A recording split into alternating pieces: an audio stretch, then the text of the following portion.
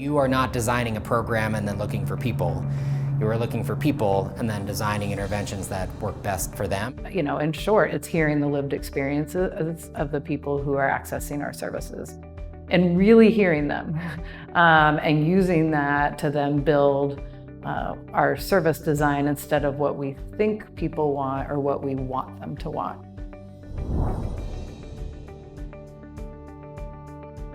It was really important for us to do an assets and needs assessment right when we started to understand what the strengths of our system were, what the strengths of our client population were, and of our staff, and of the work that we'd already been doing in terms of overdose prevention, and also where our gaps were.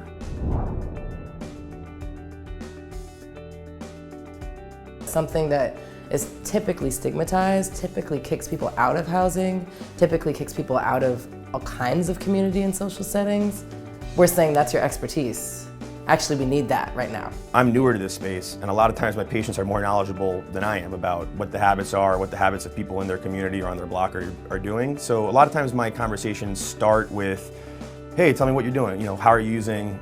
What are your habits? So I've certainly learned probably safer practices from some of my patients. I think the most important thing is to make sure that you're always involving people with lived experience in every part of the program. When we were first talking about the kinds of tips and tricks for how you can reduce your risk when using drugs and alcohol, we went into shelter and we showed the clients in shelter these handouts and these documents. And we asked for their opinions. What language works for you? What do these terms mean to you?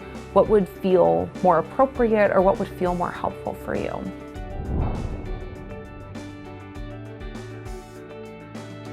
I think of things like the group room being the garden. So they intentionally put a garden out there that the residents have been able to kind of rally around. There's an outdoor courtyard, the communal living areas. They're very mindful about decoration and really feeling like bright and colorful and connected.